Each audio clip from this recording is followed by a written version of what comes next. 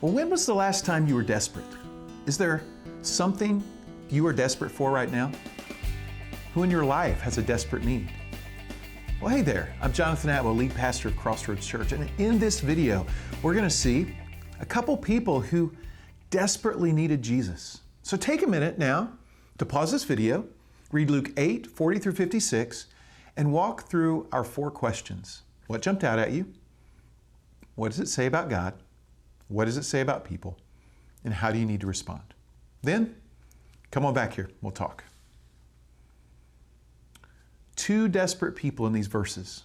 A desperate father who was about to lose his daughter, so he sought Jesus out and desperately asked him to heal her.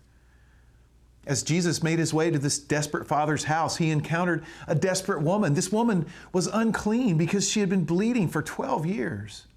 When she desperately reached out to touch Jesus, she was healed. Jesus' response to these 2 desperate people tells me 2 things about our God. First, our God is available for desperate people. Jesus didn't hesitate, first, to go with this desperate father, and then to commend this desperate woman. The other thing this says about Jesus is that he responds to desperate faith. True desperation makes us reach out to Jesus until he answers us. The Reformation era Catholic theologian, a guy by the name of Erasmus, he tells us this story of a conversation between 2 men. He calls them Antony and Adolf. And Adolf tells Antony how when he was in his shipwreck, people around him cried out to pagan gods. And then some of them also cried out to saints.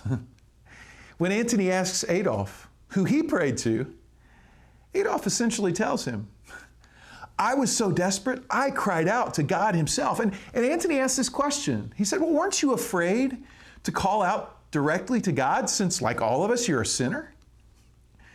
And Adolf's reply was that he was afraid.